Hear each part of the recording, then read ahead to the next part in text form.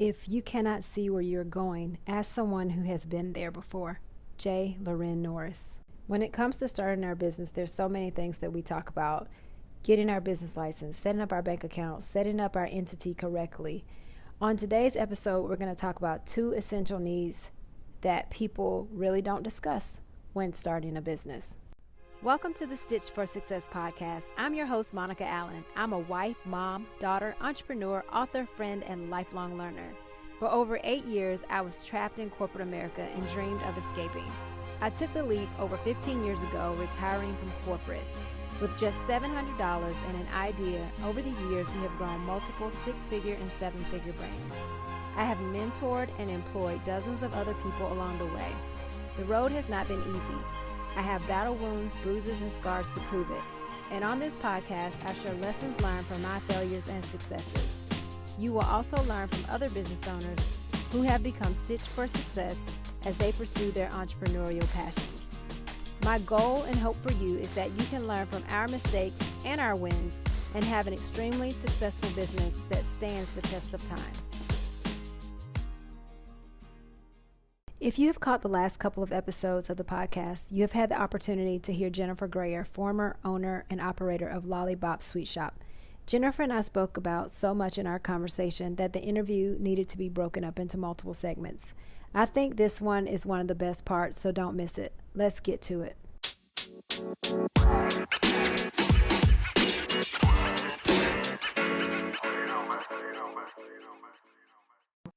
So when you first started, how did you fund opening your business? Oh, child.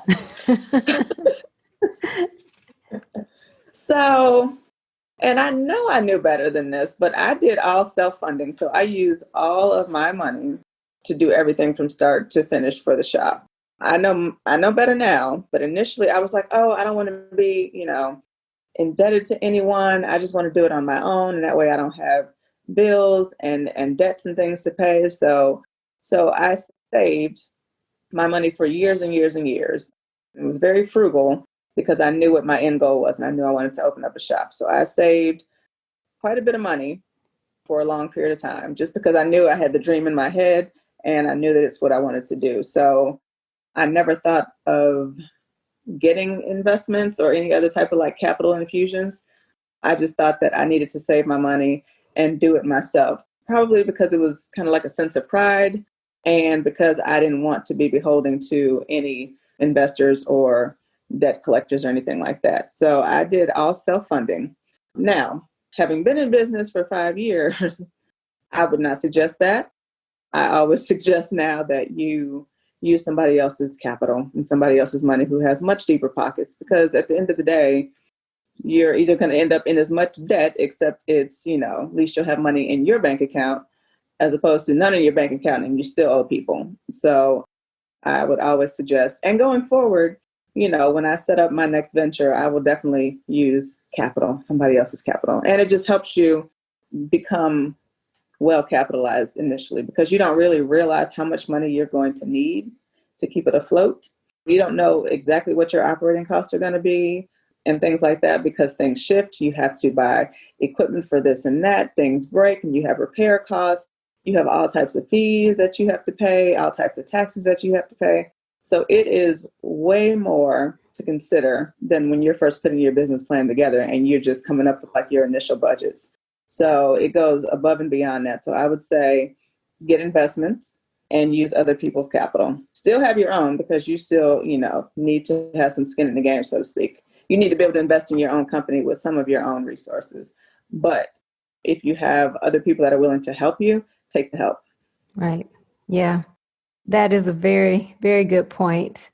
And we kind of did a little bit of both with bootstrapping as well as bringing on some debt. And so I talk about that a little bit in some of the previous episodes because I don't like debt. It stresses me out. But I also know that it's there. Some of it's set aside or it's there in case we need it because you always are going to need more than you anticipate. Absolutely. Yeah. And, as good as I was with numbers, because finance was my profession before I jumped ship and took the leap. So I've always been really good with like crunching numbers and putting budgets and things together and doing forecasting and making all these numbers like look wonderful, and even coming up with like, the worst case scenarios, but you can never estimate the worst case scenarios until you're actually in the thick of it. Right. Mm-hmm. Exactly. Another question for you though, during this process, did you have a mentor or any type of organization that you are part of, anything where you could get outside of those four walls? I know you didn't have much time to do that because I literally know you work 12-hour days a lot of times, but did you have any of that at all? I did not. And that's probably one of the biggest regrets, is that I did not make time to network and find people that can mentor me and help me.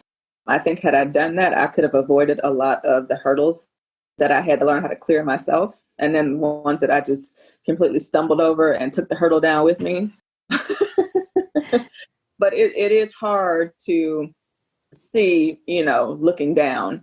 So if you're down in the weeds, like the only thing you know how to do is your day-to-day operations. Like you don't know how to stop and press pause to go out and seek the help that you need, because you just like, oh, I just got to get these orders done.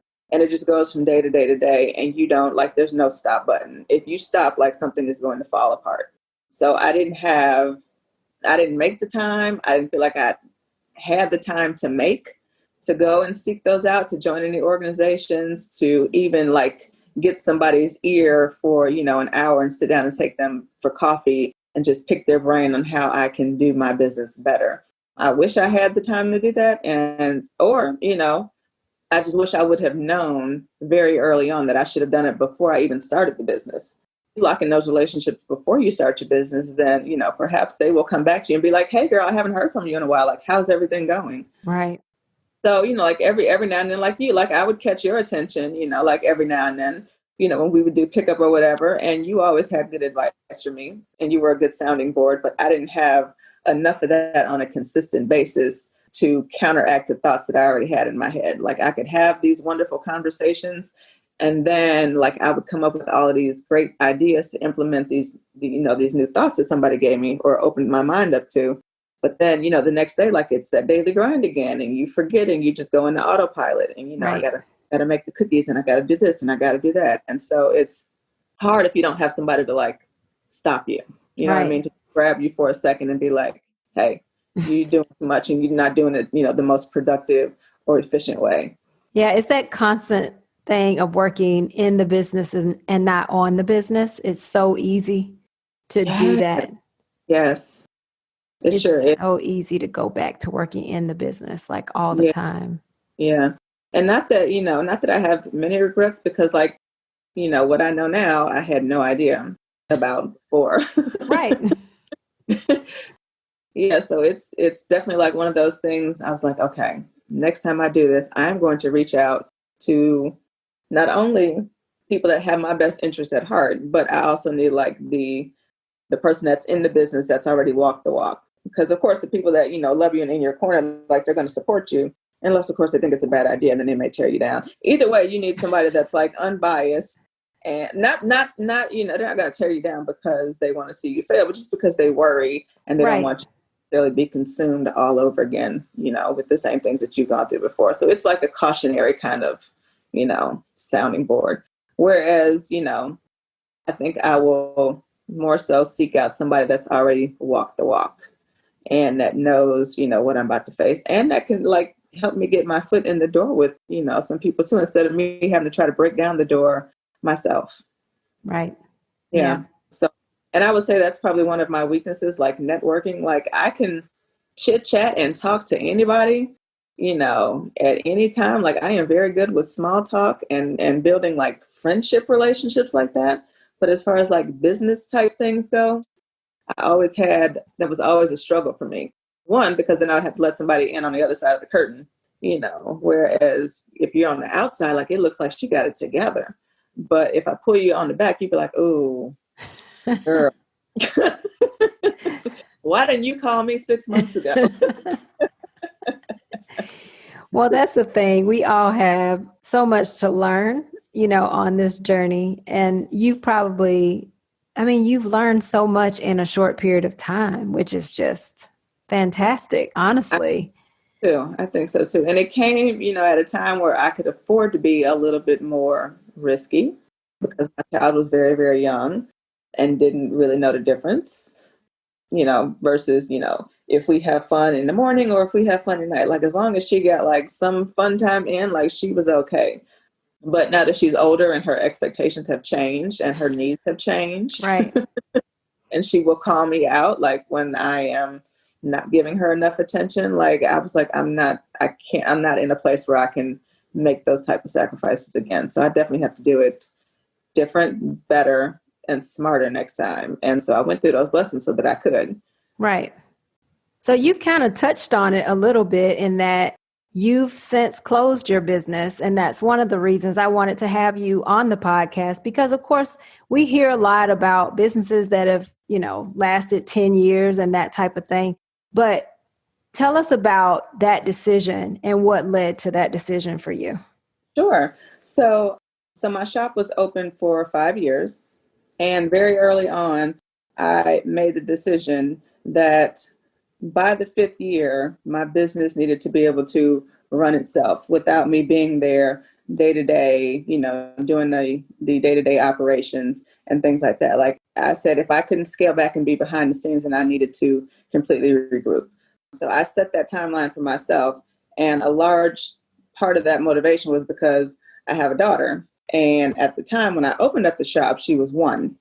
And I said, well, by the time she gets to be like 5 or 6, I'm going to have to, stop sacrificing so much of the time that she doesn't get and be a little bit more present. Like right now, it was okay early on when she was so young because she didn't necessarily notice my absence or she didn't hold it against me.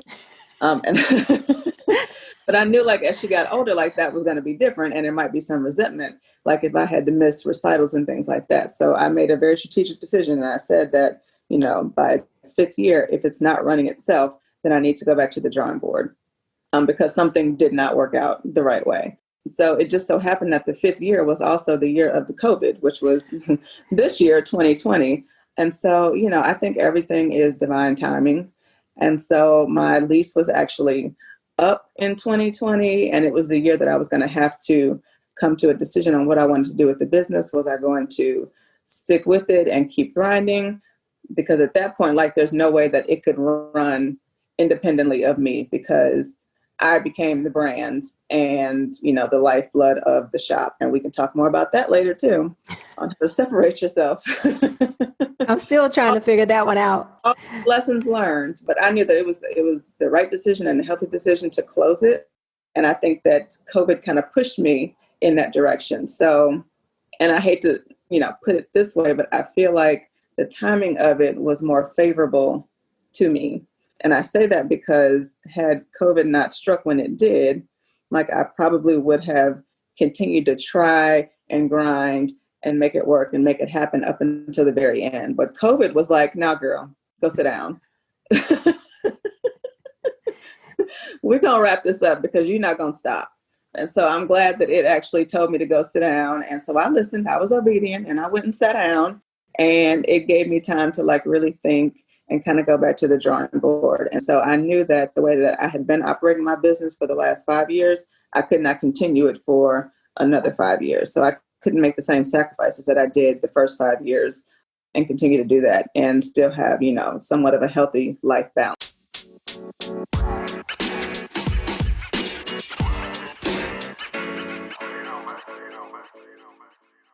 Jennifer really covered a lot in this part of her interview. Of course, we all know that we need money to fund our business, from startup to beyond.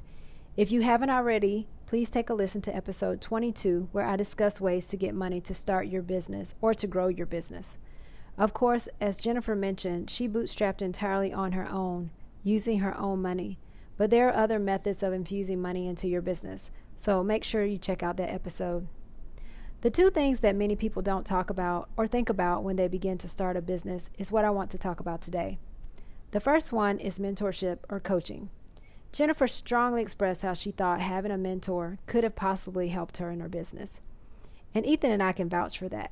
If you do not have a mentor right now, I first would recommend stocking your bookshelf. Read, read, read. There's so many books on starting a business, managing team members, scaling a business, so many topics.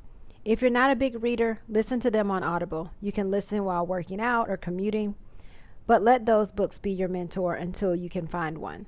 When we signed up for Entrepreneurs Organization some 9 years ago, our eyes were open to so many different possibilities in business. We learned more about marketing, core values, innovation. We have made so many connections beyond the four walls we work in each day. And with every connection that we've made, it opens up our eyes to new possibilities. So mentorship or coaching is key. At the end of this summer, we began working with a business coach. Our business coach, Wayne Curzon, is a certified EOS implementer.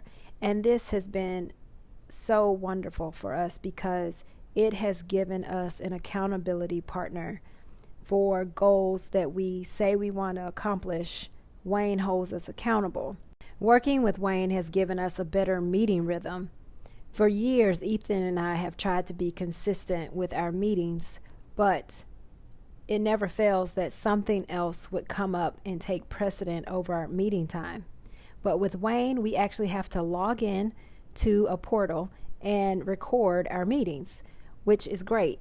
It allows us to keep up with the goals that we've set and whether we're accomplishing them or not.